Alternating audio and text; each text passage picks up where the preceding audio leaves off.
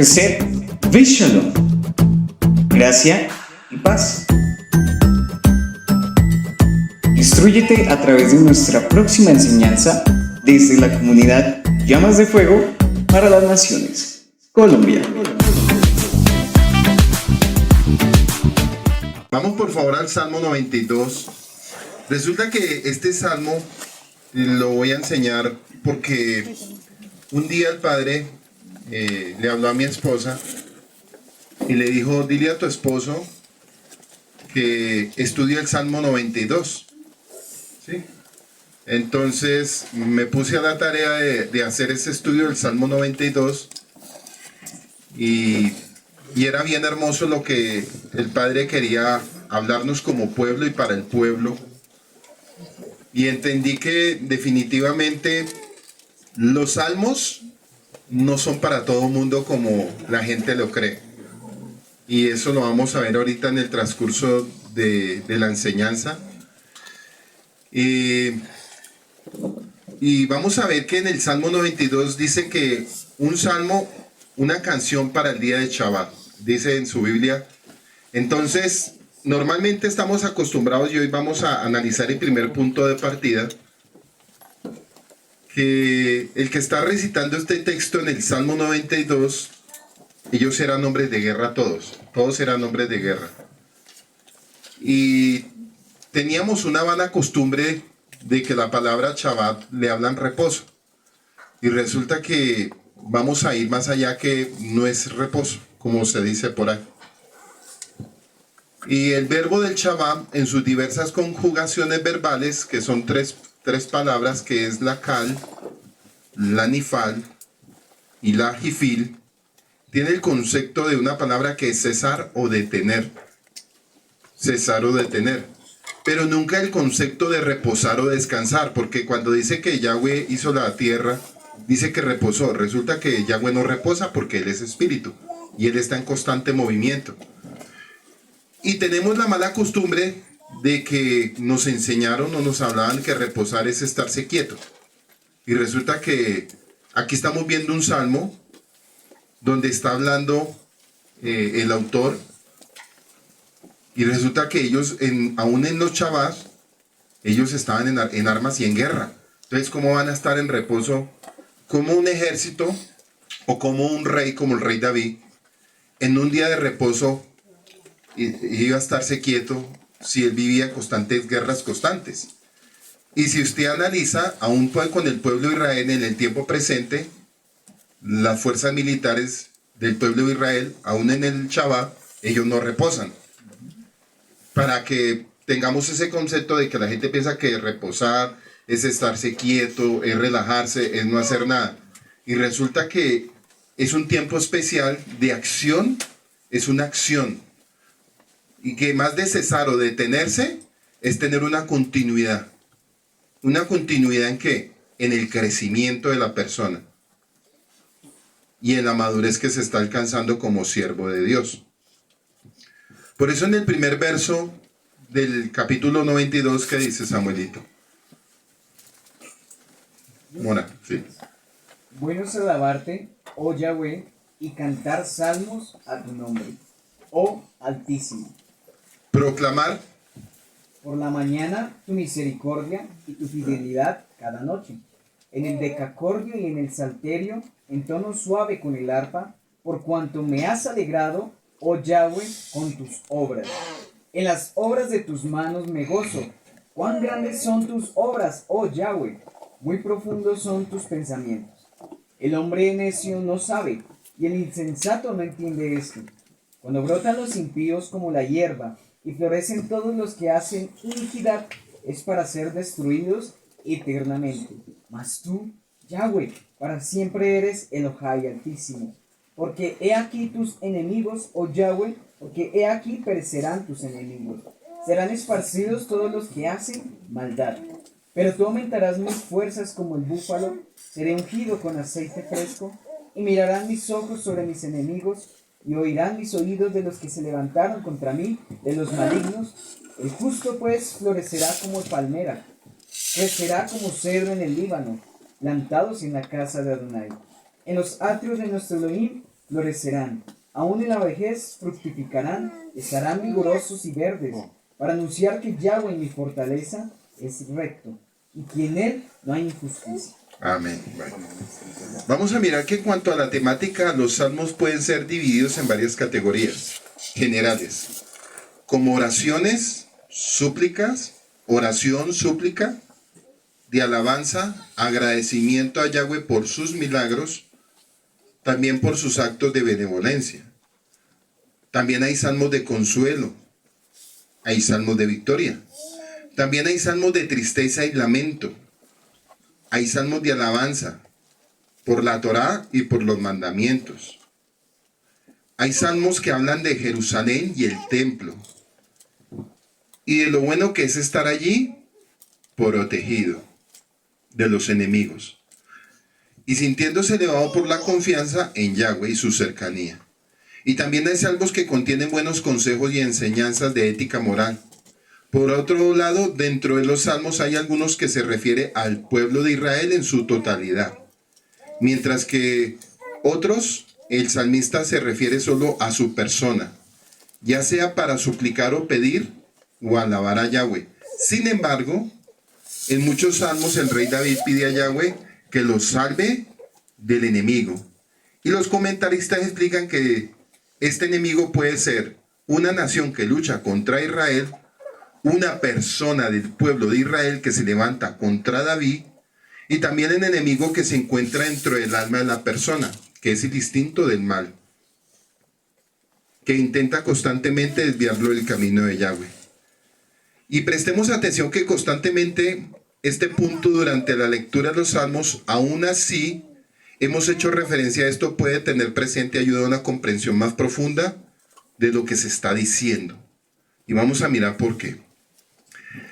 Un punto importante es que cuando el rey David habla de los salmos, lo habla en primera persona, pero no lo habla en primera persona. Si David fracasaba, el pueblo de Israel fracasaba. Si David triunfaba, había victoria por el pueblo de Israel. Entonces, no se puede decir hoy en día que la gente puede coger un salmo muy personal. Ese es el gran error hoy en día de la gente en el mundo, donde dice, no, es que yo leo el salmo de protección para mi vida. Así no es. ¿Por qué? Porque David, cuando se hablan de los salmos, se habla como persona dirigiendo un pueblo. O se habla como un pueblo en general, pero nunca como una persona como tienen la costumbre la gente de tener la Biblia abierta, por ejemplo, en el Salmo 91. Y entonces uno se pregunta, ¿acaso Yahweh funciona de una manera personal sobre una persona que no es parte de un pueblo? Porque se supone que cuando se estaban escribiendo los salmos, era el salmo para el pueblo de Israel. Y vamos a analizar que esta palabra sigue sostenida hasta que venga el Mesías por segunda vez. Este salmo no es para congregaciones fuera del pacto, sino es para un pueblo que está dentro del pacto. ¿Qué quiere decir esto? Que vamos a escuchar que todo el mundo recita. Los católicos recitan, los cristianos recitan. Todas las culturas de las religiones recitan salmos. Pero el punto es, el salmo o los salmos quedaron establecidos desde un principio para cualquier denominación o para un pueblo. Quedó escrito fue para un pueblo. ¿Por qué yo les digo que para un pueblo? Porque en el tiempo que se escribieron los salmos no existía ninguna religión. Habían culturas que eran enemigos del pueblo de Israel, que es muy diferente. Entonces cuando el salmista hacía sus escritos o sus oraciones o el rezo por el templo o por el pueblo, era en defensa de que Dios guardara el pueblo no solamente para ese tiempo, sino que lo aguardara por todas las generaciones hasta que viniera el Salvador, cuando vino Yeshua por primera vez. Entonces, cuando se recitan salmos de Jerusalén para el tiempo del rey David, se estaba haciendo recitaciones para la venida del Mesías que traería salvación sobre la nación, más que por el templo. Pero también a la misma vez se estaba recitando, porque David también tenía la profecía, él estaba recitando también profecías para el futuro, para que guardara a su pueblo que se habría de esparcir en las naciones. Él estaba recitando eso con el fin de que el Padre guardara a los esparcidos y que a la postre, cuando descendiera la Nueva Jerusalén, su pueblo estuviera otra vez recogido y resguardado. Entonces, lo que David está hablando aquí, y lo que vamos a ver en cada punto, no era una profecía para el tiempo presente de él, aunque pareciera, pero él estaba hablando, era para un futuro. Aún estaba hablando para su vejez. Todo lo vamos a ver ahorita, él habla para su vejez. Bueno, dice que hay que tener en claro también que los tejilín, los salmos, no están sujetos a las leyes del tiempo, sino que están por encima del tiempo. Porque ¿cuánto hace que se escribieron los salmos? 2700 años, ¿cierto? Y lo seguimos recitando como pueblo, entonces la pregunta es, cuando lo recitamos como pueblo, ¿cuál es la acción? Dice que en un día de Shabbat, él estaba recitando este salmo. Y hoy lo estamos recitando un día de Shabbat. Y noten algo, la mayoría de gente piensa que el Shabbat es reposo. Pues el reposo es estar yo haciendo nada. Pero lo que estamos haciendo es cesar de obras. Cada uno cesó y hizo un alto, paró, para prestar atención de lo que Dios nos quiere entregar, para seguir una continuidad de nuestro camino. Entonces, cada vez que nos acercamos o estamos en el Shabbat, no es reposo. Estamos cesando de una actividad, que fue lo que hizo Yahweh cuando terminó de hacer el mundo en 6 días. Entonces, la escritura reposo en el hebreo no existe. La palabra reposo en el hebreo no existe. Existe la palabra cesar o parar de algo. O sea, usted tiene una cita, pare, porque Dios lo está esperando. Porque la gente malinterpreta reposo con quedarse en la casa, no hacer nada. No, yo no me congrego, pero desde mi casa oro porque estoy en el reposo. Y resulta que el cesar y el parar es algo muy congregacional. Porque cuando él está citando este texto del Salmo, lo está citando de una manera de congregación y no de una manera de una persona individual. Y noten también que no está sujeto a las leyes del tiempo, sino que está por encima del tiempo. Han pasado 2700 años y lo seguimos recitando como si se hubiera escrito hoy. En hebreo la palabra tejilín, en plural, tejilá, en singular, teilín, es el nombre mismo de los libros de los salmos, y la palabra es traducida como una alabanza en medio de un paro. Una alabanza en medio de un paro, una alabanza en medio de un cese. Pero como es costumbre, hay un significado más extenso y profundo, como pasaremos a ver, que la palabra halel, con H al principio, de la cual proviene la famosa palabra utilizada en todas las lenguas, aleluya. O sea, tejilín es una conexión con aleluya, que es una alabanza. Y está relacionada con este sustantivo, y el texto original de los salmos estaba en hebreo. De hecho, en tiempos del rey David, antes de Yeshua, se escribía con caracteres diferentes a los de hoy en día, conocidos hoy como el paleohebreo. Y los manuscritos más antiguos con los que se cuenta fueron los que se encontraron en Qumrá, a mediados del siglo I. Y el hallazgo más importante fue en la cueva, en lo que se conoce como el Gran Rollo de los Salmos. Y los Salmos de Israel, ojo que los Salmos dice es los Salmos de Israel, en el texto original dice los Salmos de Israel o los Teilín de Israel, ponen en la oración toda la vida de un pueblo. O sea, David siempre, durante los 40 años del reinado, ¿qué hacía él? Miraba la condición de su pueblo, se encerraba en sus recámaras y empezaba a escribir salmos. No por inspiración del Espíritu Santo, sino por gratitud y agradecimiento de lo que Dios cada momento estaba haciendo con él. Porque los salmos no son todos inspiración de Yahweh. También era lo que fluía del hombre de Dios en cuanto a la gratitud. Por eso dice, canten con cánticos nuevos, con salmos y cánticos nuevos. Entonces uno dice, ¿qué significa eso? Significa que usted constantemente está haciendo en sus escritos y lleva un manual de vida de gratitud con Dios. Quiere decir que usted está constantemente escribiendo toda la gratitud de todo lo que Dios lo ha guardado, de todo lo que Dios lo ha defendido, de todo lo que Dios lo ha protegido, sea una enfermedad, sea una calamidad, sea una economía. Entonces usted lleva una bitácora de toda su vida y a futuro las generaciones cuando lean esos textos van a decir, este hombre tenía una continuidad como lo hacían los del pueblo de Israel. Entonces, los salmos no se detienen, los salmos tienen continuidad. O sea, ¿qué quiere decir eso? Que el salmo no termina en el Salmo 150, sino tiene una continuidad con los creyentes del pueblo de Israel. Eso es lo que nos está enseñando el Padre a través de cada hombre. Y eso hacía David. Cada vez y cada momento que vivía una situación, se sentaba y escribía. Y decía que en medio de la oración le daba gracias al Padre, le daba gracias a Yahweh por haberlo guardado a él. Pero él se cuenta que él no hablaba en primera persona. Él decía que le daba gracias a Dios porque sabía que si él fracasaba, el pueblo de Israel perecía. Porque él era el que hacía frente para guardar al pueblo de Israel. Tal como lo hizo Salomón. Salomón tenía que estar al frente del pueblo de Israel, cosa que no lo hizo, y por no haberlo hecho de la manera correcta, fue la esparción y la división del pueblo y de la casa de Israel. Entonces noten algo, que lo que estamos haciendo hoy como congregación es leyendo lo que el Padre nos está dando a entender, o nos está dando como promesa. Nos está diciendo, en medida que vayamos avanzando en la lectura, si ustedes guardan los mandamientos, si guardan todo lo que yo en un principio les dije, yo los voy a ayudar. Y en el momento que ustedes cesen a reposar, pero a escuchar palabra, a reposar, pero a escuchar palabra, en el camino de la vida de ustedes, durante el tiempo de periodo de vida que ustedes tengan en esta generación, yo los guardaré.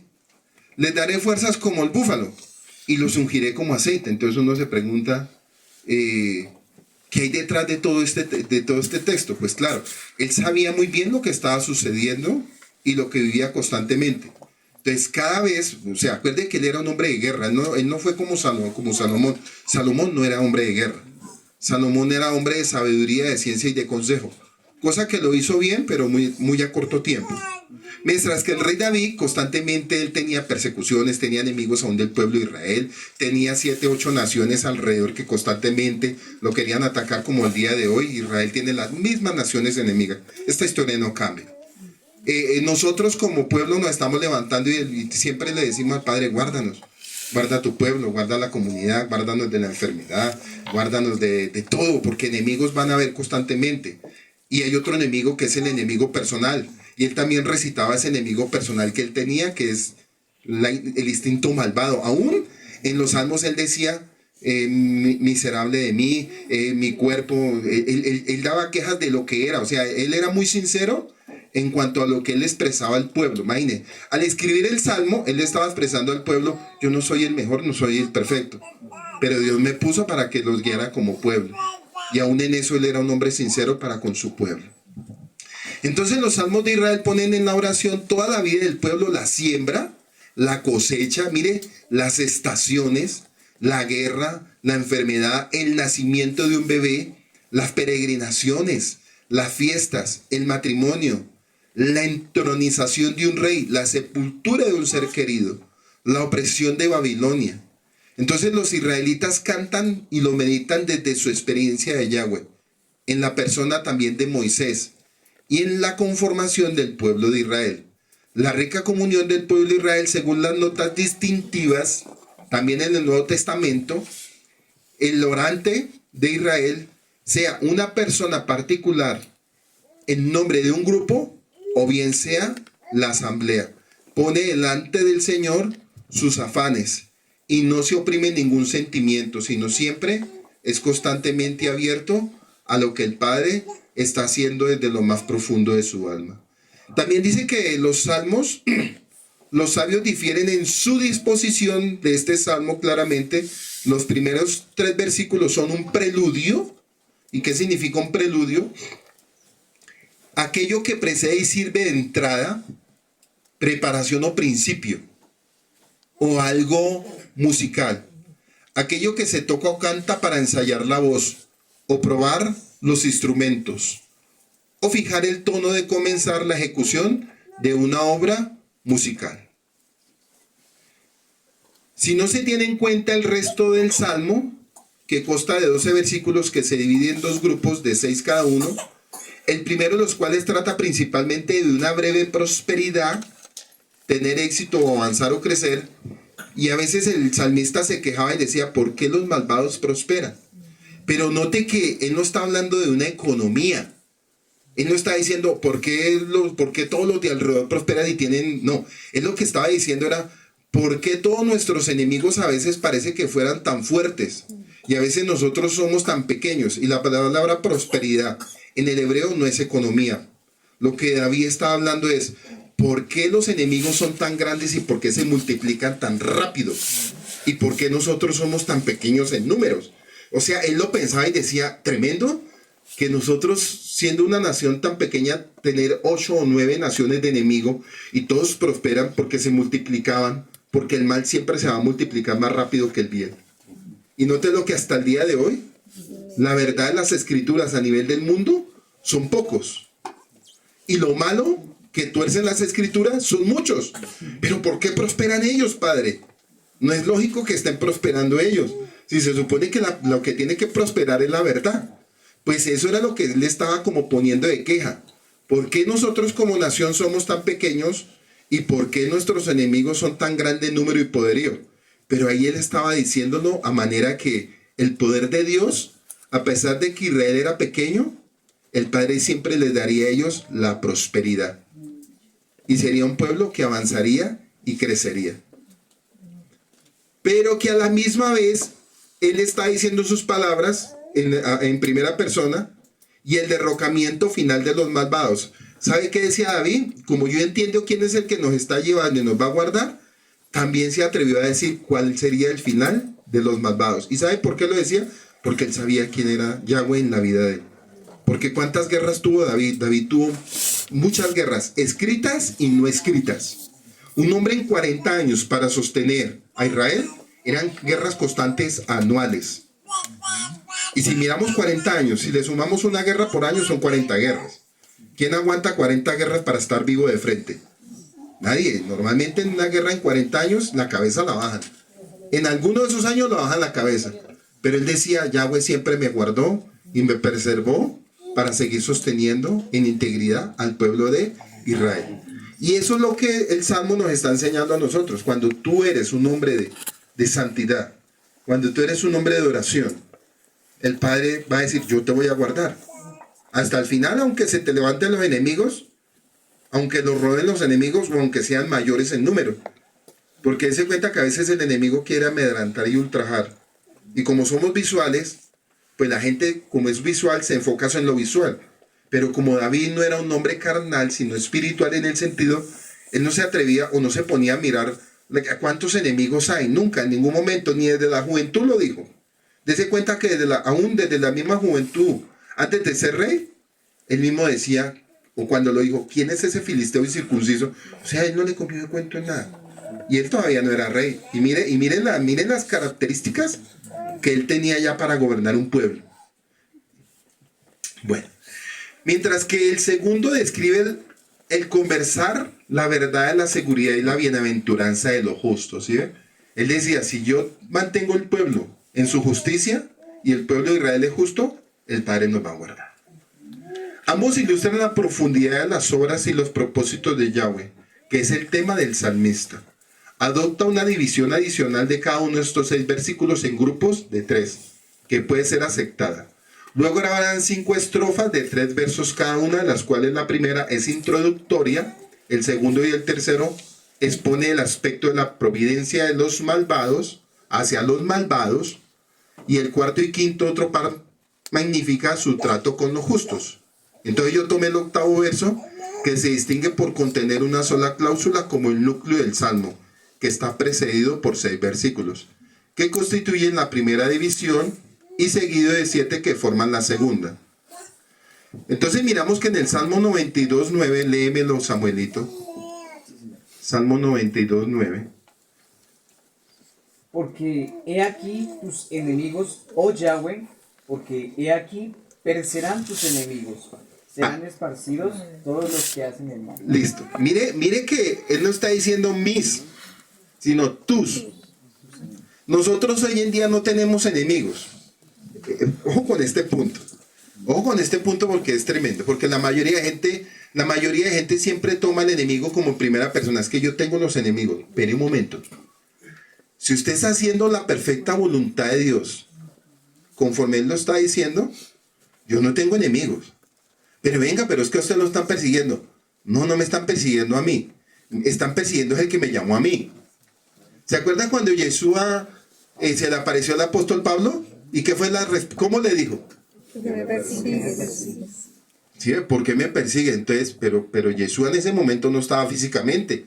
Y él estaba persiguiendo, era la congregación de los nazarenos. Entonces, ahí Yeshua aparece y le dice a Pablo, ¿por qué me persigue? Entonces, claro, él hace un alto. Pero venga, yo no lo estoy persiguiendo a usted, yo lo estoy persiguiendo a ellos. No. No es con ellos el asunto. Ahí es donde entra él en la situación de protección de cada uno de nosotros. Entonces, desafortunadamente, a veces la persona se toma el pleito tan personal, se lo toma tan personal que por eso es que el Padre no entra en acción. Entonces, él no entra porque usted lo está tomando muy personal. Pero el hombre que es del Espíritu entra en una oración y le dice, Padre, mira, los enemigos se están levantando. Los angustiadores se están levantando. Pero no se dice, se nos están levantando, sino se te están levantando. Entonces, la gente tiene la mala costumbre de decir, es que se nos levantaron. ¿Qué vamos a hacer? Venga, entonces ya viene la preocupación porque usted lo está tomando personal. Pero cuando usted entiende que la pelea y la guerra es de Dios, pues usted lo único que hace es hacerse de lado y descansa. Y no lo toma personal. Y desafortunadamente en la mayoría de los fracasos es porque la gente se toma el pleito personal. No es que me están siguiendo para matarlo, es que me quieren hacer esto, es que me quieren hacer. Venga, si usted está caminando en lo recto de Dios, el ángel de Yahweh acampa alrededor de lo justo. ¿Que cómo lo va a guardar? Eso sí yo no lo sé, pero él lo hace. Porque acuérdese que en el campo espiritual el enemigo ve cosas que uno en el momento no las va a ver. Y el enemigo sale espantado y no es porque uno sea grande o porque algo no, sino porque en ese momento el enemigo ve lo que Dios tiene que mostrarle para que huyan. Entonces, cuando la persona es muy natural, se angustia, se aflige, se enferma. O a veces hasta sale corriendo.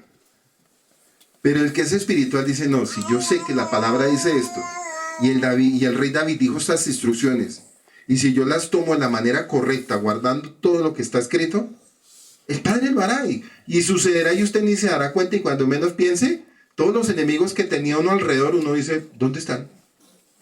¿Dónde están? Se esparcieron. Como cuando Eliseo con Giesi.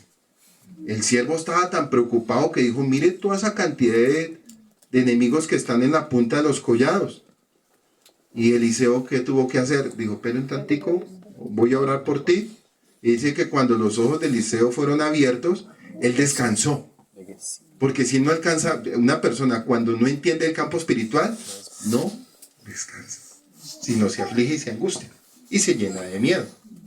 En ese momento el siervo ora, los ojos son abiertos y pudo ver millares de ángeles que estaban guardando al siervo y a Giesi. Entonces, aquí lo que nos está hablando este salmo es muy espiritual en cuestión de guardar. En el Salmo 92:7, léelo. Cuando brotan los impíos como la hierba, florecen todos los que hacen iniquidad, es para ser destruidos eternamente. Miren lo tremendo. Normalmente lo que está diciendo aquí el salmista, porque ellos se basaban era a lo que ellos veían en lo agrícola, porque pues hoy en día es todo diferente. Entonces, claro, él se ponía a analizar la hierba, decía, oiga, la hierba crece y retoña, pero se multiplica mucho, pero al final no dura nada. Eso era lo que estaba diciendo y así son los malvados. O sea, los malvados crecen de un momento a otro y se multiplican y como sea. Pero no se sostienen ni se extinguen. Y eso estaba diciendo. Él estaba diciendo estas palabras. El malvado se levanta y coge fuerza. Pero yo sé que si el Padre está delante de nosotros, eso se consume. Y se cae y no va a durar mucho. Pero para ejecutar eso, usted tiene que estar muy asentado en la palabra y no tener temor de lo que suceda. Y ahí es cuando el Padre ejecuta. En el Salmo 92:1 dice que son en cualquier caso introductorios. Por eso dice que comienza como un cántico musical. Él comienza así como recitándolo a manera de un cántico, como armonizando lo que él le está diciendo a Dios. Sí, como alegrando la presencia de Dios en cuanto a lo que él está expresando, ¿ya? Porque a veces esperamos que Dios nos inspire para hablar algo del Espíritu, pero resulta que el Padre nos capacitó con sabiduría para nosotros con nuestras propias palabras, crear un cántico nuevo. Y un cántico no es cantar, un cántico es recitar, como un cántico de instrumentos, pero no estamos cantando, estamos recitando palabras, ¿ya? Entonces a veces tenemos la mala costumbre, que ese es otro error de la religión, que todos son salmistas. Y ya estamos viendo qué es un salmo. Un salmo no es el que canta con instrumentos. Un salmo es el que expone las palabras de defensa de lo que Dios ha hecho en lo personal y con la congregación.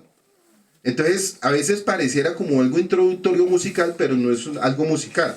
Es algo que se recita como a manera de música. O sea, imagínense que Dios nos guardó y tremendo todos los enemigos que teníamos aquí en la Nueva Jerusalén y alrededor y esto y todos. Sí, gloria a Dios, gloria a Dios. Pareciera un cántico.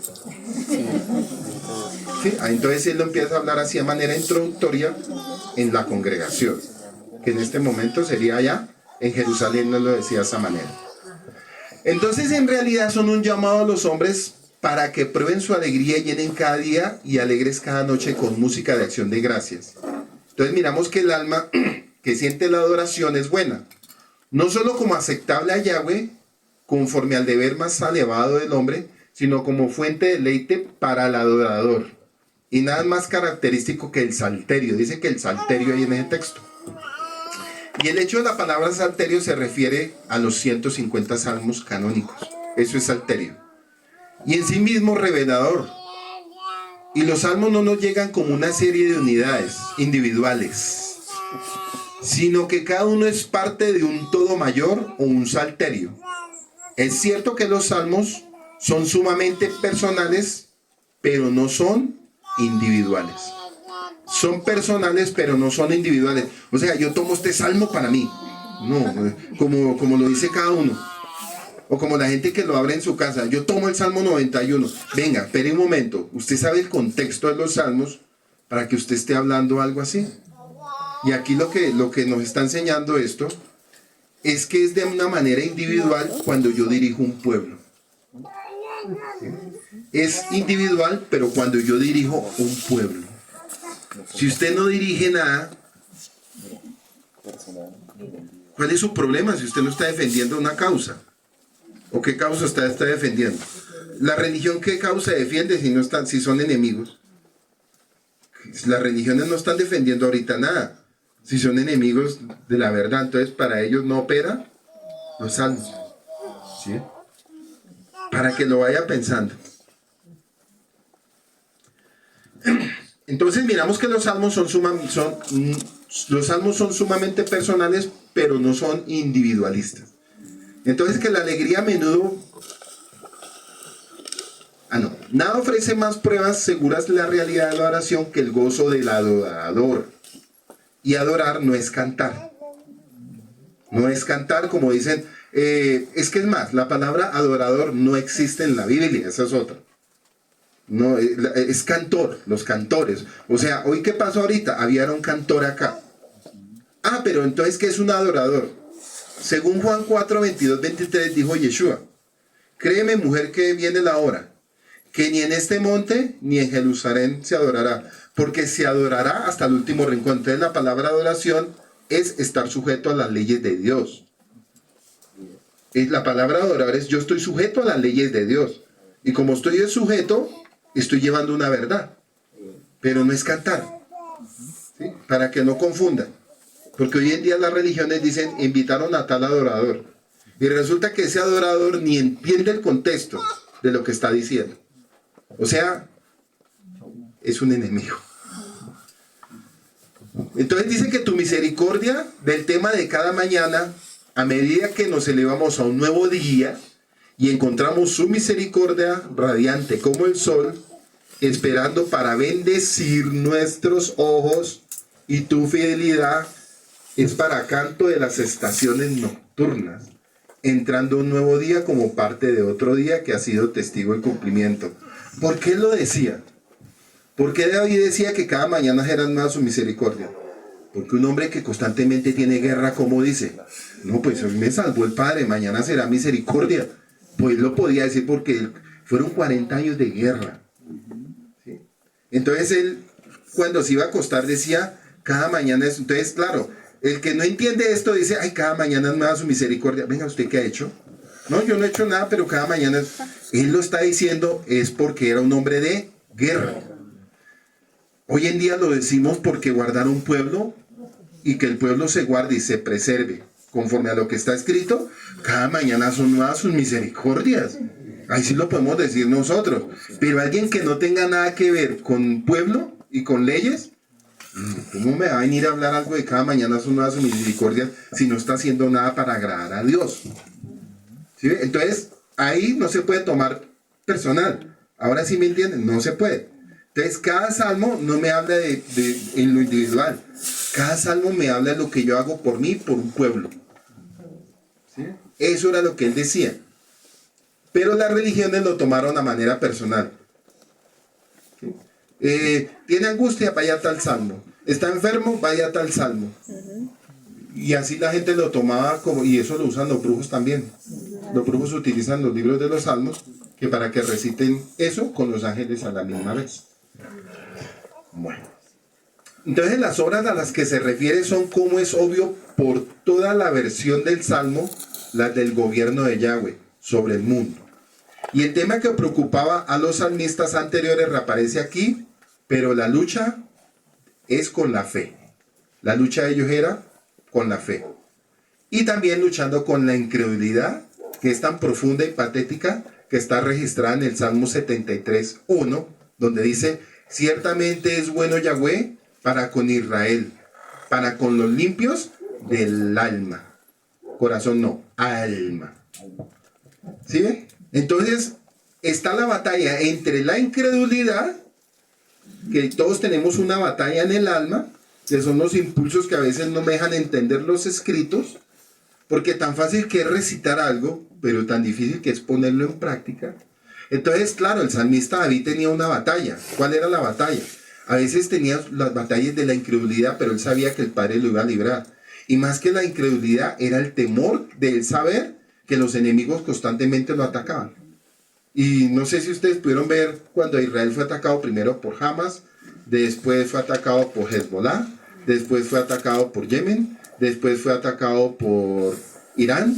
Entonces, póngase a pensar quién duerme. No, hoy nos mandaron de Hezbollah, mañana de dónde, no viene de Gaza, pasado mañana yo creo que viene uno de Irán, no, después no viene otro de Yemen, nadie duerme. Y usted analice que la mayoría de los del pueblo de Israel, a pesar de todo eso, la gente salía y estaban. Llega a pasar eso en nuestro país y la gente lo primero que hace es, porque ellos han entendido, los que tienen principios bíblicos, han entendido que Yahweh guarda a su pueblo.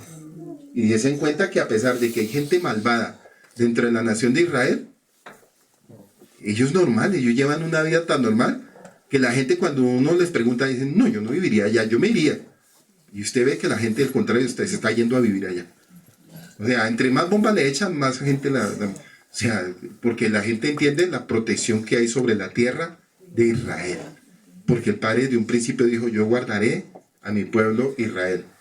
No a los moradores, guardaré la tierra de Israel. Por eso, ciertamente es bueno Yahweh para con Israel y para con los limpios de alma. Y terminan para este cantor y se inclina en fiel adoración ante la grandeza de las obras y la inescrutable profundidad del propósito de Yahweh que dirige las obras. La secuencia del Salmo 92:4, léela por favor, es digna de mención. El lugar central lo ocupa. ¿Qué dice? Dice, por cuanto me has alegrado, oh Yahweh, con tus obras, en las obras de tus manos me gozo. ¿Sí? Aquí la palabra manos es misericordia. Por eso cuando Moisés dice que nos sacó con mano fuerte, sabemos que Yahweh es espíritu y él todo lo rige por la palabra. Entonces cuando él habla de misericordia o mano, es que Dios lo sostenía. O sea, para él estar diciendo eso, y vuelve y léelo, por favor. Por cuanto me has alegrado, oh Yahweh, con tus obras, en las obras de tus manos me gozo. ¿Sabe por qué él lo decía? Porque cada guerra que él libraba, él salía victorioso.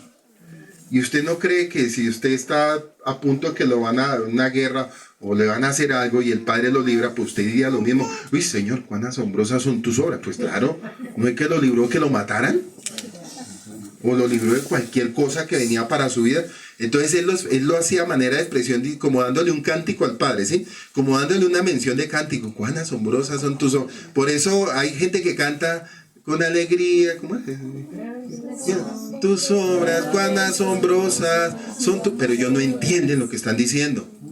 Sí, ellos ahí también se rajan. Porque aquí lo estamos hablando es guardando una congregación. ¿Sí? La tarea es guardar una congregación. O sea, Padre, si tú me pusiste de cabeza en esta congregación, guarda a cada uno, por favor. Guárdalos, que no vayan a esto, que no se vayan a enfermar, que no esto. Claro, la preocupación de uno es, Padre, que tu palabra se siga sosteniendo. Y claro, como cada año vamos avanzando y nos ha venido guardando, entonces decimos, Padre, gracias, porque tu misericordia ha sido muy grande para con esta comunidad. Eso es lo que él expresaba, pero lo expresaba a manera de pueblo. Y no como hoy en día lo han. O sea, ¿cómo van a cantar algo si son enemigos de la escritura? O la otra es, ¿cuál asombrosas son tus obras? Y ellos no pueden decir cuál asombrosas son tus obras, porque las obras comienzan por instrucciones, mandamientos, estatutos, cosa que ellos no tienen. Y si usted le dice al que está cantando en un lugar de esos, dándose corito, venga, paremos un momento, dejen de cantar y vamos a recitar esto, dejan de cantar cuán asombrosas son tus obras. Ahí sí no la van a seguir cantando, porque van a decir, no, eso es duro. Entonces, ¿qué es lo que están cantando? ¿Sí ven?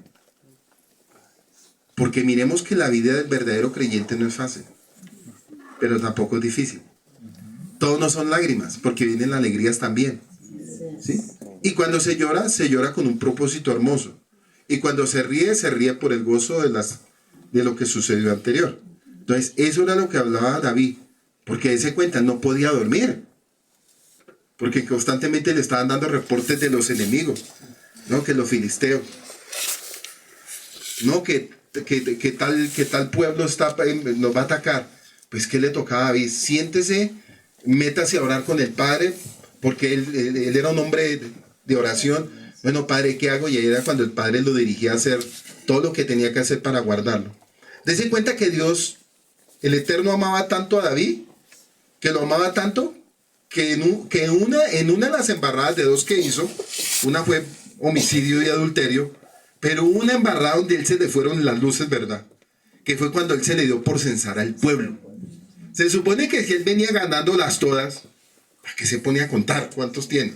O cuánto ejército tenía.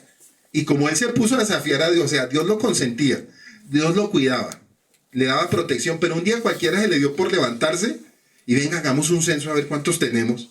Y el Padre, listo, porque él es celoso. Hasta ahí todo estuvo bien. La demora fue hacer el censo. El Padre dijo, ahora le va a venir su castigo a usted y al pueblo que usted está llevando. Entonces me dijo, a todo lo que usted haga lo va a recibir usted y lo va a recibir el pueblo. Así como yo te guardo a ti y guardo al pueblo, así te voy a tratar a ti y voy a tratar al pueblo. Ahí le fue mal. Cuando en una congregación la cabeza está caminando mal con Dios, el pueblo camina terrible y afecta a todos. ¿Sí? Eso también nos enseña los salmos. Si hay un mal dirigente, si hay un mal pastor, hablemos, no es que malos pastores sí hay, pero los que no son puestos por Dios. Eso sí, hablemos de alguien que es puesto por Dios, la santidad está en él y el pueblo camina en santidad y no hay adulterio espiritual de ninguna clase. Entonces Dios, hay una palabra comprometida del Padre. Si usted guarda lo mío, yo los guardo a ustedes. Pero usted camina, si usted como cabeza, si fue puesto por Dios, camina mal con él, no solamente va a enfrentar la vida de él, también va a enfrentar la vida de toda la congregación. Por eso el temor del rey David era tan tremendo que él sabía que cualquier embarrada le iba a llevar el pueblo. Con el adulterio, pagó él. Con el censo, no solamente pagó él, sino también el pueblo. Entonces démonos cuenta que lo que él está diciendo a manera de expresión es como un consejo para el pueblo y para él y para las futuras generaciones, porque él conocía al Padre mejor que nosotros lo conocemos, Ana. Él lo conocía mucho mejor, no es que él era hombre de guerra, y él sabía la misericordia de Dios constantemente sobre la vida de él. Entonces es digna de mención, lugar central que lo ocupa. El Salmo 92:5, una exclamación asombrada y reverente evocada por los mismos misterios de la gloria de Yahweh. A ambos lados hay versículos que describen la impresión contrastada que causan estos en la mente devota. Léeme por favor el Salmo 92:5. Cuán grandes son tus obras, oh Yahweh, muy profundos son tus pensamientos. ¿Sí ve? Pero sabemos que Yahweh no piensa. Yahweh no necesita pensar, ¿no es que Él crea? Entonces hay gente que dice es que Yahweh se quedó pensando. Pero un momento, error. Yahweh no piensa, Él crea. ¿Sí? ¿Qué tal el creador del mundo pensando? Él no necesita pensar. Los que pensamos somos nosotros, ¿sí? Porque somos mortales. ¿Sí? Cuando Él estaba creando la tierra, Él no se puso a pensar, Él creó, ¿ya? Que es muy diferente. Entonces Él está diciendo, ¿cómo tú creas todas las cosas? Y nos sorprendes. ¿Sí? ¿Cómo tú creas las cosas y nos sorprendes? Ya suena diferente. No, pero Yahweh está arriba en el cielo pensando a ver qué va a hacer el otro año con nosotros. Si lo que estamos viviendo ahorita es historia y Él está interviniendo en nuestra historia para corregir y hacer un ticún de reparación en la vida de nosotros. O sea, las embarradas que nosotros hacemos, Él las corrige. Pero si son dentro de la santidad de Dios, ¿no? Ya por ignorancia, porque, ay, la embarré, no sabía que eso era así. Pero no por pecado, porque el pecado tiene su consecuencia. Sino digo por errores, de pronto por inmadurez. Porque en el crecimiento espiritual hay inmadureces. Entonces el Padre, ¿qué hace? Ticún de reparación y corrige. Entonces describe la impresión contrastada que causa estos en las mentes devotas y burdas. El salmista y sus compañeros se alegran. Y aquí, cuando dice el salmista y sus compañeros se alegran, ¿a quién se refiere? Resulta que él tenía un grupo, los valientes, que no son los valientes de David. No, eso no es así, que ese es otro error. Sino fue una tropa élite nombrada en el libro de Samuel y también se le conoce como los héroes de David. Y se trataban de 54 guerreros profesionales directamente vinculados al rey David, cuya lista contempla y aparece en 2 de Samuel, verso 23, y cuyo origen parece remontarse al tiempo en que David estuvo con los filisteos. 1 de Crónicas 11, y se añaden algunos nombres probablemente en los últimos tiempos del rey David. Y resulta interesante que los valientes de David son nombrados por sus linajes, no por su lugar de origen, lo que para muchos antropólogos indica claramente que se trataba de tribus no totalmente sedentarias. O sea, él cogió gente nómada. Él reclutaba a la gente nómada y no totalmente del pueblo de Israel. ¿Ya? Porque acuérdense que él muchas veces le tocó meterse al desierto para esconderse también. David no solamente se refugiaba dentro de Jerusalén. ¿Y sabe por qué él muchas veces no se refugiaba dentro de Jerusalén? Para guardar al pueblo de un ataque. Sino él se salía del pueblo como para que los enemigos lo buscaran en el desierto. Entonces muchas veces él se metía en cuevas y cuando él iba y se escondía en esas cuevas, pues iba reclutando gente nómada. ¿Ya? O sea, como que, venga, usted es un rey, ¿por qué huye? Pues él era muy claro. Entonces, esa gente que le daba protección, que era gente débil campesina, pero nómadas, eran los que él reclutaba y formó como un grupo élite. Y no totalmente eran de Jerusalén. ¿Ya? Entonces, él andaba era con gente... Por eso decían, los valientes. Y no son los valientes, sino los que eran marginados, los que vivían en el desierto. Porque mucha gente no podía vivir dentro de Jerusalén, porque era gente muy marginada. Entonces, el que hacía, lo reclutaba y formaba grupos especiales. Eso ahí va refiriendo todo lo que hay en el contexto que a veces no nos lo enseña. Aunque no puede ver hasta el límite o el abismo más profundo de las obras o los planes, lo que es bueno, y si la vista no desciende a las profundidades porque los ojos están débiles.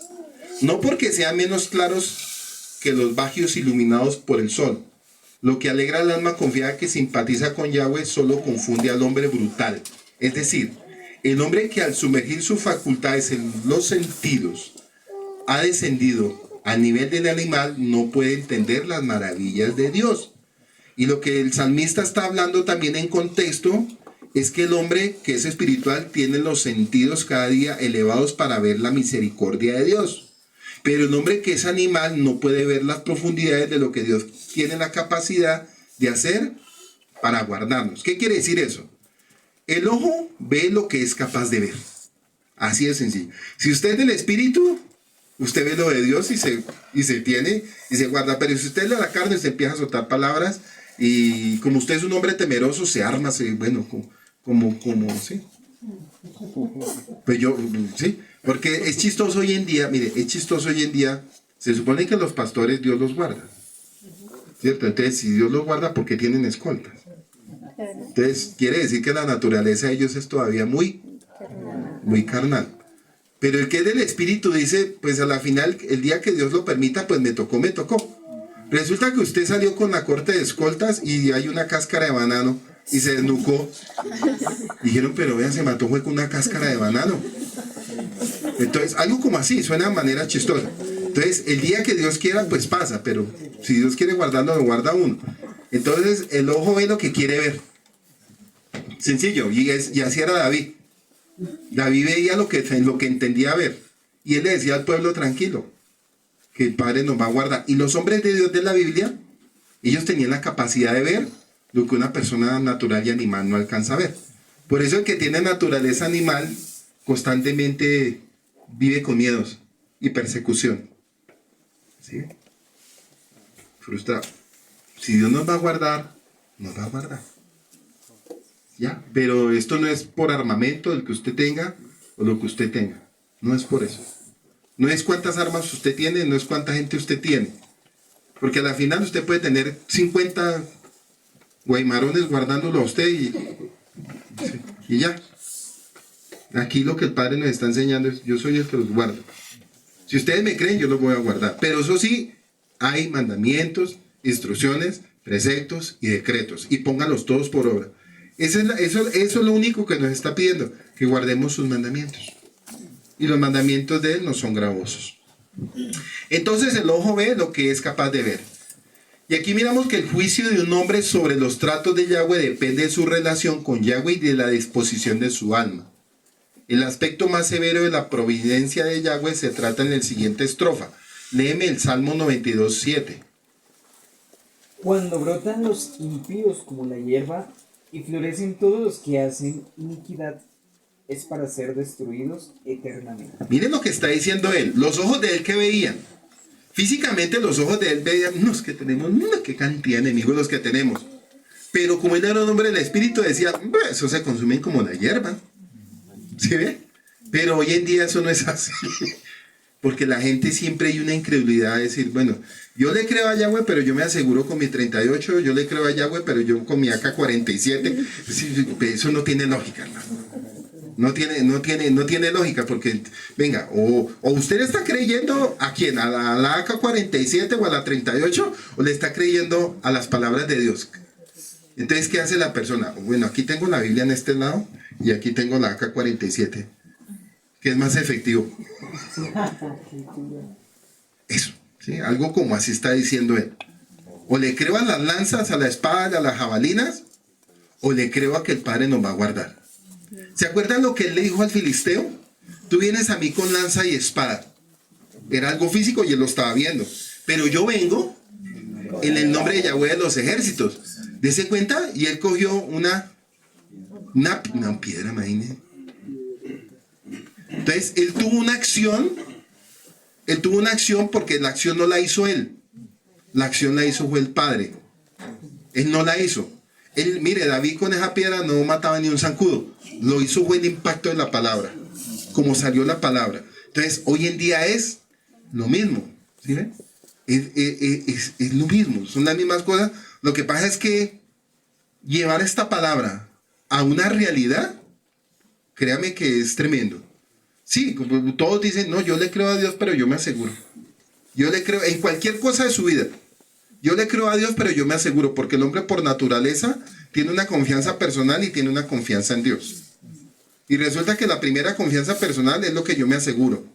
Y la otra confianza es, por si no sale, pues Dios está ahí. Y así no opera Dios. Nunca. O lo pone por primer lugar, independientemente, o no lo pone y listo. Sea lo que sea en la salud, Por eso los salmos son oraciones, alegrías, cuando hay una enfermedad. No solamente es guerra, también cuando hay una enfermedad. ¿Qué vamos a poner primero? ¿A quién vamos a querer primero? Ay, bueno. ¿Se acuerdan cuando vino la pandemia?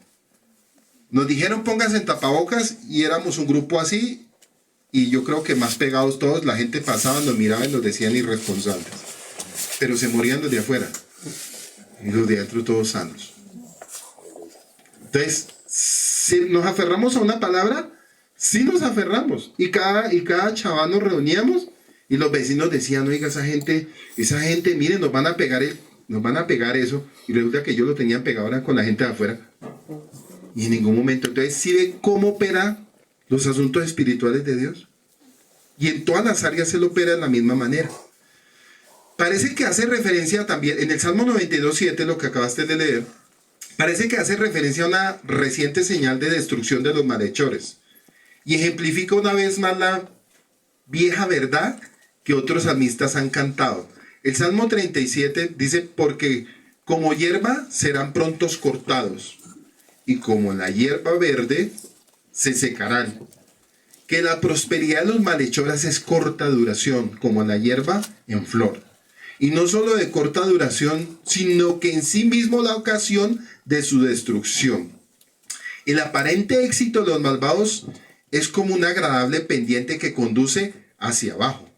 Cuanto más rápido florezca, más pronto caerán los pétalos. Y la prosperidad de los necios los destruirá. Al igual que en la estrofa anterior, el verso del mediodía era central tanto en la idea como en el lugar. Y en el Salmo 92:8, léemelo por favor. Mas tú, Yahweh, para siempre eres altísimo. ¿Sí ve? Él lo que está diciendo es, por 40 años de reinado, ya al final de sus días está diciendo, pues tú, Yahweh, por siempre eres altísimo. ¿Qué nos está enseñando a nosotros en nuestro caminar? Y es hermoso.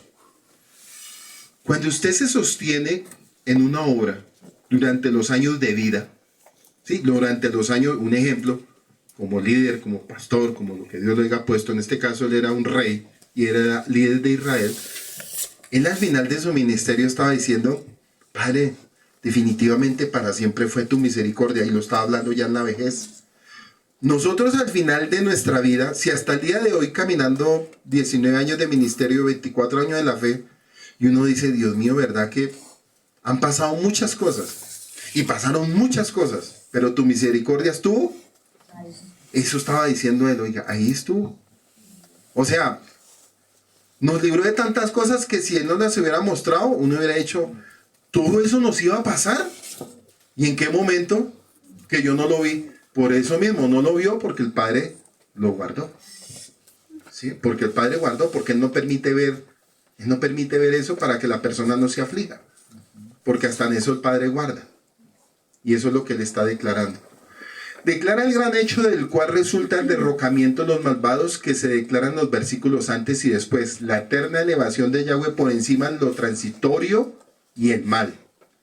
No se contrasta simplemente con esto, sino que se le asigna como la razón por la cual lo malo es transitorio. Lo malo es transitorio y no dura mucho. Podríamos decir, tú, Yahweh, eres alto. O sea, tienes una altura para siempre.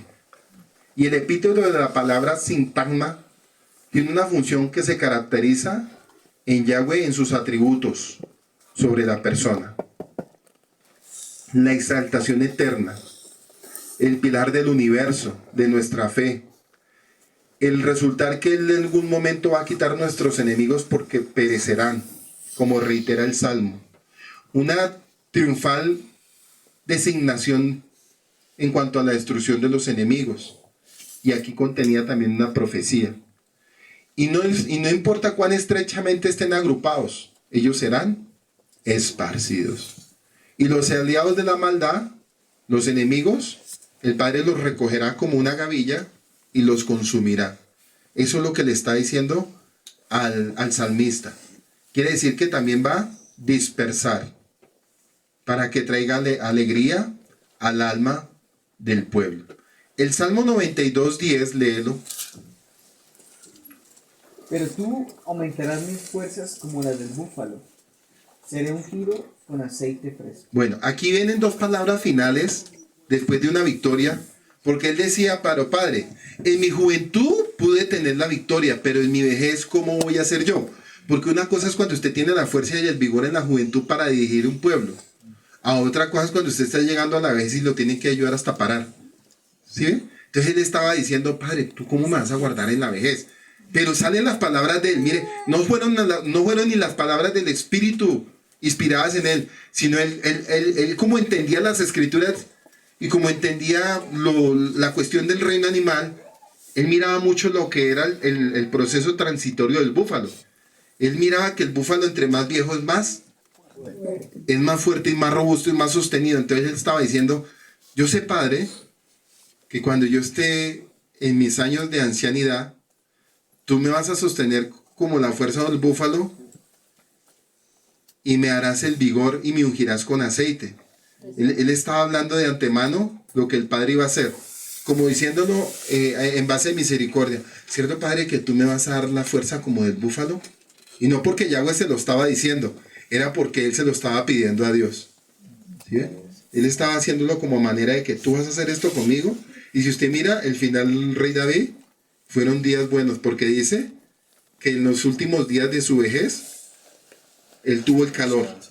Y no el calor de mujeres amantes, no, como dice la escritura, sino tuvo el calor de que lo guardaban a él. Dios permitió en él que lo guardaran, pero no porque él fuera débil en la carne, no, porque iban a guardar de él en su vejez, pero no porque él no pudiera moverse, sino a manera de protección. Dice que la metáfora del cuerno exaltado expresa como en el Salmo 75:10, dice, y quebrantaré todo el poderío de los pecadores por el poder justo que será enaltecido. Y en el Salmo 89:17, porque tú eres la gloria de la fuerza, y por tu buena voluntad acrecentarás nuestro poder, porque Yahweh es nuestro escudo, nuestro rey, el santo de Israel. Y este es un triunfo de reivindicación del salmista por su liberación. Y vemos que en el Salmo 92:10, conciso B, es muy dudosa la palabra que generalmente se traduce como estoy ungido. Y es peculiar porque tiene otra visión de la palabra y toma un infinitivo usado como un sustantivo con el significado de envejecer. O sea, el aceite se aplicaba para cuando la persona estaba envejeciendo, no solamente también para ungirlo como rey, sino cuando estaba envejeciendo. ¿Qué significa eso? El aceite representa también fuerza, porque mi fuerza está desgastada, mi aceite está desgastado. Por eso le estaba diciendo, y tú me ungirás con aceite. Y la palabra aceite es, tú me ungirás con más fuerza en mi salud. ¿Sí? Tú me ungirás con más aceite, porque el aceite que tengo se me desgastó y necesito un nuevo aceite. Eso era lo que estaba expresando, necesito nuevas fuerzas en mis huesos. Necesito nuevas fuerzas en mi cuerpo. Y no es ungir, sino es fuerza. Eso era lo que te estaba diciendo el Padre. Pero como ellos hablaban en un lenguaje de campo para ese tiempo, pues obvio, pues ellos decían en la oración, Padre, yo sé que tú me vas a ungir en mi vejez con aceite. Entonces, claro, el que no entienda hoy en día, llega y unge con aceite al que se está envejeciendo. Sí, lo unge con aceite y no ese es el tema. Lo que está diciendo es que cuando él estaba joven, lo que él transmitía era un aceite fresco. Y era un aceite de guardar al pueblo. Y como ya ese aceite se le estaba desgastando, él le estaba diciendo al Padre, Padre, úngeme con un nuevo aceite porque me estoy envejeciendo y mis huesos se están debilitando. Primero le dice, necesito ser fuerte como el búfalo porque este pueblo necesita de ti. Y si tú no me tienes de frente, este pueblo se cae. Y dése cuenta que no lo hablaba por los sacerdotes, porque la tarea se suponía que eran los sacerdotes del templo. Él no hablaba por ellos porque eso eran débiles. Él lo hablaba era por él. Porque si él estaba fuerte, el pueblo estaba fuerte. Si él se estaba desgastando, el pueblo se podía debilitar. Y todo el pueblo, ¿qué hacía? La mirada, pues, ¿sobre quién estaba puesta? Pues sobre David. Todos miraban al rey David. O sea, la angustia de ellos es, ¿y cómo está el rey? Como cuando dicen en la congregación, ¿cómo está el paz? ¿Está bien o está malo? Como cuando en la época que estuve tan enfermo. ¿Y cómo está? ¿Y qué pasa si de pronto? ¿Ya? Entonces, es una mirada, ¿sí? Es una mirada sobre el hombre de Dios para guardar su pueblo. Eso es lo que le estaba transmitiendo, como diciéndole, Padre, tenme misericordia antes de que venga el sucesor. Y sabían la belleza que venía, pero bueno, le hablamos por David. Entonces, él estaba hablando era por eso. Como diciéndole, úngeme con aceite. Para yo tener fuerza. Entonces, el salmista representaría su liberación como refrescar una vejez decadente, ungiéndola con aceite nuevo. Y así triunfante y acelerado espera contemplar también la caída de sus enemigos aún en la vejez. Y utiliza la expresión que se encuentra en el Salmo 91:8. Ciertamente con tus ojos mirarás y verás la recompensa de los malvados. Con una connotación similar de seguridad y tranquilidad y posiblemente de satisfacción, no hay necesidad de aumentar sus sentimientos hasta convertirlos en deseo. Como en la versión autorizada y revisada, la siguiente cláusula del Salmo 92:11, léela, conciso B, 92:11. Léela el A, pero centrémonos en el B. Mirarán mis ojos sobre mis enemigos. Oirán mis oídos de los que se levantaron contra mí, de los malignos. ¿Sí?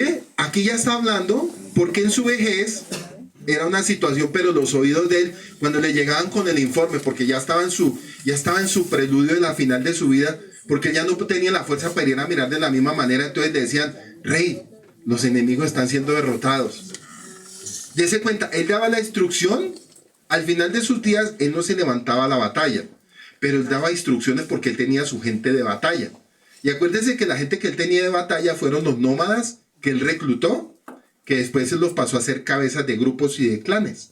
Entonces esos clanes llegaban y le decían, rey, ganamos la guerra. Y entonces él en su vejez decía, bueno, ¿estaba qué? Porque él ya no iba a mirar, él ya estaba escuchando desde sus recámaras. ¿Cuál informe me tienes? No, este es el informe. Los enemigos están prevaleciendo, están siendo derrotados. Y él se alegraba, decía, vea, Padre, gracias porque aún así, en mi vejez, tú me estás dando la victoria. Y uno pensaría, bueno, pero ¿por qué el rey David no estaba de frente? Y él sí estaba de frente. Porque el hecho que él estuviera dirigiendo era estar de frente. No estaba en lo físico porque ya estaba en su final. Pero con las palabras estaba dando instrucción. Y como la palabra estaba respaldada sobre el hombre de Dios, que aunque no estuviera en la guerra, el Padre le iba a dar la victoria. Lo guiaba porque estaba guardando aún sus principios. ¿Qué nos enseña eso? Que aún en nuestra vejez vamos a escuchar, porque uno va a decir, pero es que ya no tiene la fuerza para moverse allí, pero le están dando reporte de que todo se está dando a la manera correcta. Eso es lo que él está diciendo. Conciso B. Y parece haber sido expresamente marcada para corresponder con la otra y no aparece en ningún otro lugar en este sentido. Un verso menos personal, Salmo 92:12, léelo. El justo florecerá como la palmera, crecerá como cedro en el Líbano. ¿Sí ven lo que está diciendo? Ahí le está diciendo palabras a las nuevas generaciones que vienen detrás. Si ustedes empiezan a caminar como él caminó, en la justicia, Dios los va a guardar y les va a dar la fuerza hasta el final. Forman la transición a la última estrofa que se ocupa de la comunidad de los justos. Y aquí se conserva el número singular por el justo.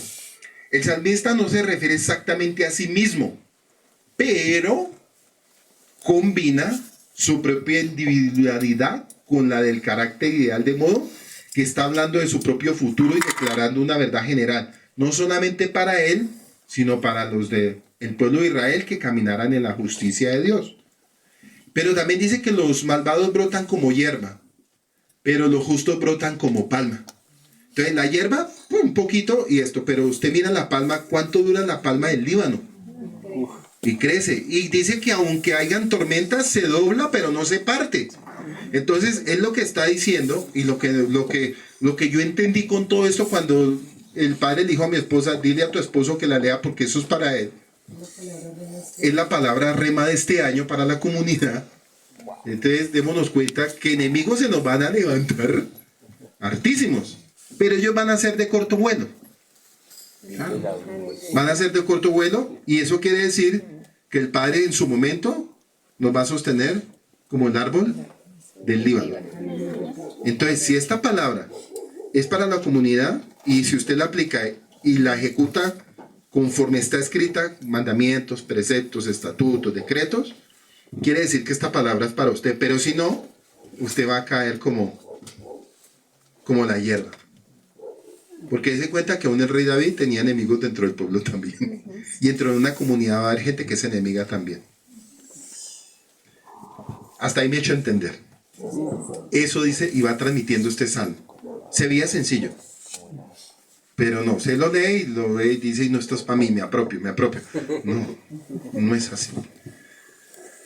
Pero los justos brotan como la palma. Y el punto de comparación es aparentemente la gracia del árbol que levanta su tallo esbelto pero erguido y siempre verde y fructífero. El cedro en su fuerza maciza, su vigor inquebrantable, y los amplios estantes de su follaje verde entre niveles del Líbano contrasta fuertemente con la palma.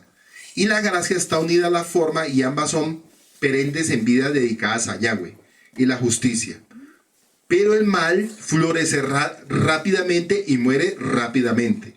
Lo bueno dura. Y un cedro sobrevive a 100 generaciones. Un cedro sobrevive a 100 generaciones. ¿Sí ve?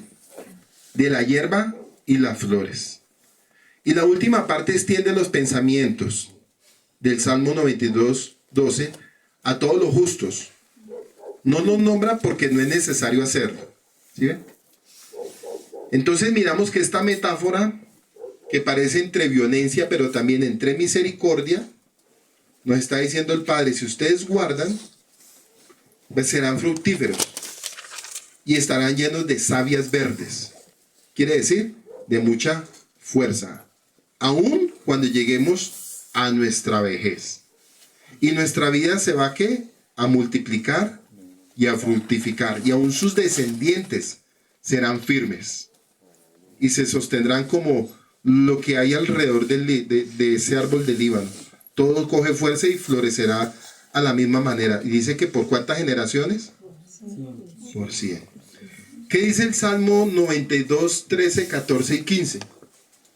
Plantados en la casa de Adonai, en los atrios de nuestro Elohim, florecerán. Aún en la vejez fructificarán, estarán vigorosos y verdes, para anunciar que Yahweh, mi fortaleza, es recto, y que en él no hay injusticia. Bueno, pero note lo que dice el Salmo 92, 13. Plantados en la casa de Yahweh. Pere.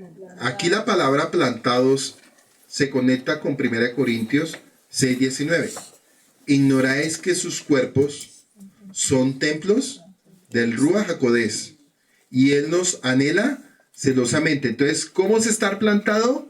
Cuando el Espíritu Santo mora sobre la vida del creyente, porque es que ahorita no estamos, no hay templo, no hay nada de eso. Entonces, en ese momento era el templo de Jerusalén. Para nuestro tiempo somos templo. O sea, si yo estoy plantado en la palabra y la implanto yo para mi vida y para la comunidad, quiere decir que la presencia de Dios estará con nosotros donde Él nos lleve. ¿Sí? Donde Él nos lleve. Y hay una promesa que Él nos guardará. 14. Aún en la vejez fructificarán, estarán vigorosos y verdes. ¿Por qué? Porque todavía seguimos siendo templos del Espíritu Santo. Y donde mora el Espíritu Santo ahí hay ¿qué? Libertad, salud, vida, bienestar, gozo, a pesar de todo lo que suceda a su alrededor. Dios lo guardará. 15. Para anunciar que Yahweh mi fortaleza es recto y que en él no hay injusticia. ¿Sí ven? En lo que él está diciendo después de todo lo que él vivió, que la justicia de Yahweh es recta. Y hay una conexión en Deuteronomio 32:4, por favor léelo. Y es una reminiscencia del Deuteronomio 32:4.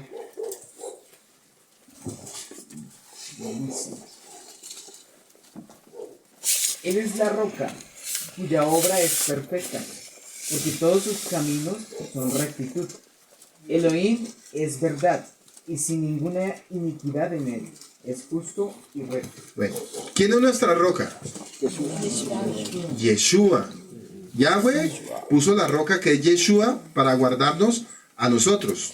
Tenemos un abogado que nos guardará porque sus obras para siempre son en misericordia. Entonces, notemos lo tremendo que nos estaba enseñando este salmo, porque cuando leemos el Salmo 119, la gente se le olvida que el Salmo 119 es el salmo del Mesías. Todo el Salmo 119 es un salmo mesiánico. Cámbialo y métale Yeshua. Todo el Salmo 119 es un salmo mesiánico. Quiere decir que lo estaba recitando, estaba hablándonos del Mesías. Quiere decir que el salmista nos estaba hablando lo que a futuro Yahweh iba a hacer con el Salvador del mundo para la vida de nosotros. ¿Sí ven? O sea, Yeshua es nuestra nueva Jerusalén. Yeshua es nuestro templo. Yeshua es nuestro santuario. En Él nos refugiamos. ¿Sí ven? En Él nos refugiamos. Y Él es nuestra roca donde nos guardará de todas estas cosas. Esto solo impulsa a aferrarnos a Yahweh como refugio y como roca. Y sabemos que algún día Él se manifestará y miraremos su gloria y su misericordia.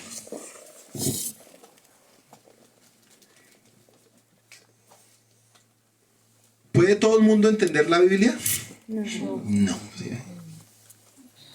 No más con este que estamos hoy estudiando, esto no es un salmo para todo el mundo. ¿Sí? Entonces, usted puede escuchar al pastor cristiano enseñándolo y le va a decir, te rajaste. Al adventista, se rajó. Al católico y al que usted quiera. Porque ahí me está pidiendo contextos de una vida moral y una ética moral de las escrituras. Y acuérdese que para ese tiempo habían dos tablas de los mandamientos, las que estaban dentro del templo y las que tenía el rey en su casa. Quiere decir que el rey David tenía mandamientos, claro, él los tenía, y él tenía que hacerlos ejecutar como lo hacían ejecutar en el templo.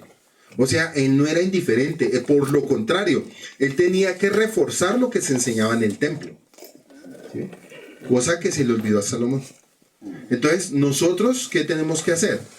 La tarea de nosotros es reforzar y enseñarle al pueblo que el Padre dejó establecido mandamientos, decretos, preceptos, guardar el Shabbat, que ya sabemos que es cesar, ¿qué más?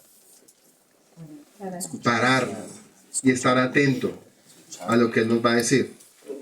Y nos dejó un tiempo establecido con una fiesta de peregrinación, que ya no son peregrinación a Jerusalén, sino en el lugar donde estemos nos reunimos, y ahí estaremos todos recibiendo el mensaje de Yahweh para atender lo que Él nos quiere hablar para lo que viene. Por eso todo el mundo no entiende la Biblia. Y los que están apartados de Yeshua no pueden entender las cosas de Yahweh y pasan por alto en vano la majestad y la sabiduría de los escritos. Por eso en 1 Corintios 2:14, léelo.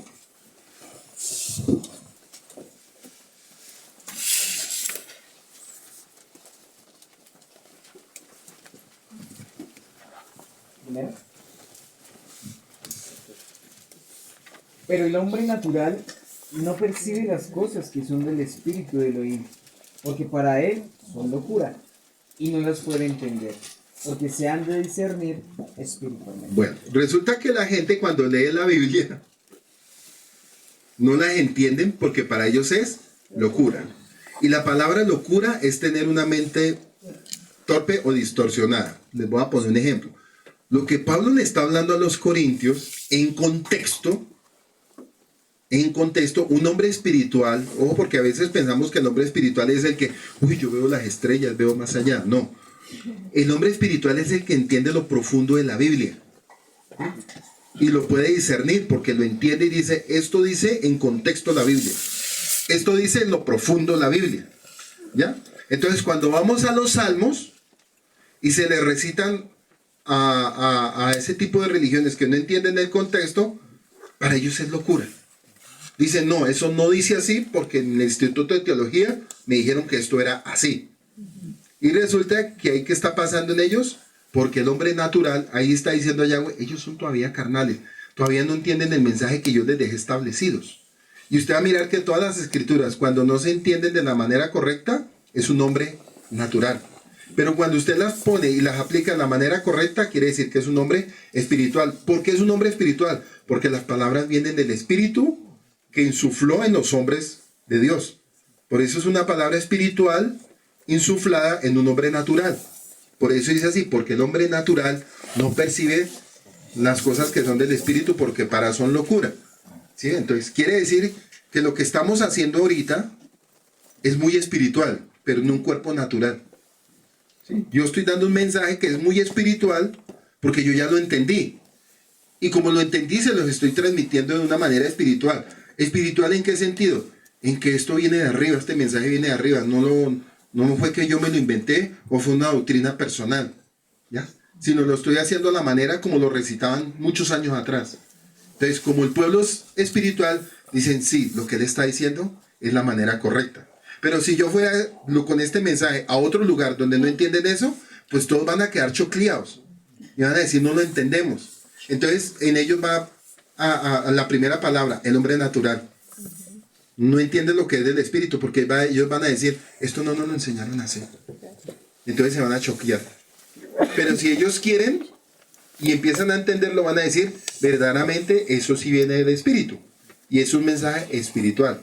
O sea, para que a veces no cojamos y no es que todo es espiritual y no, yo veo lo que usted no ve, yo veo, no. Sino es entender los mensajes de Dios, que son mensajes del espíritu sobre almas humanas. Para que esas almas humanas puedan entender lo que ese humano a través del espíritu le está transmitiendo. Y eso hacían los apartados de Yahweh, hasta Juan en la isla de Patmos. Y nosotros, hoy en día, la tarea de nosotros es transmitir el mensaje espiritual, pero somos humanos, en cuerpos humanos, para que comprendan los mensajes espirituales de Dios. Porque los mensajes que vienen de arriba fueron de arriba, y el mensaje que es de la tierra es de la tierra. En este caso es David transmitiendo un mensaje y una historia que había aprendido durante 40 años, pero era muy espiritual porque él vio siempre la mano de Dios.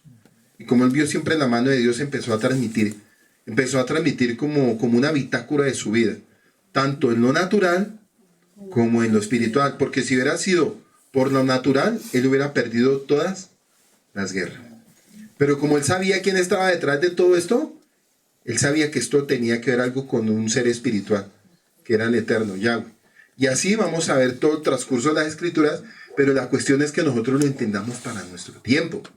O sea, el punto es, no, pues está muy bonito ese Salmo 92, tan chévere. No, el punto es que usted lo entienda y lo comprenda y se aferre. Y no que diga, bueno, escuché este mensaje y la semana que viene algo le pasó y se le olvidó el tema. Y resultó haciendo usted bestialidades humanas. O sea, resultó haciendo cosas naturales. Cuando de pronto el Padre le dijo, venga, hágalo de esta manera y verá que yo lo voy a guardar. Independientemente en el área que sea. O en la situación que sea.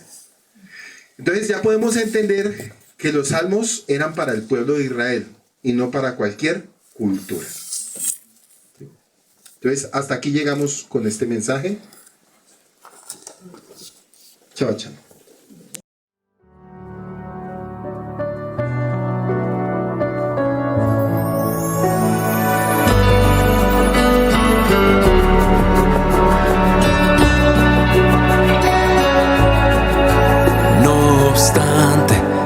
Aquí vienen días, dice el Señor, cuando no se dirá, vive Dios quien hizo subir a los hijos de Israel de la tierra de Egipto. Viene un éxodo que es mayor en el fin de los tiempos y se dirá, vive Dios quien hizo subir a sus hijos del norte y de todo lugar, y aunque un tiempo los dispersó, los hará regresar desde toda nación.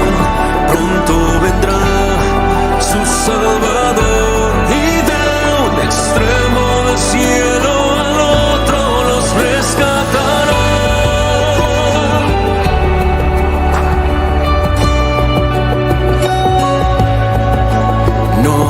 instante, he aquí, vienen días, dice el Señor, cuando no se dirá, vive Dios quien hizo subir a los hijos de Israel de la tierra de Egipto.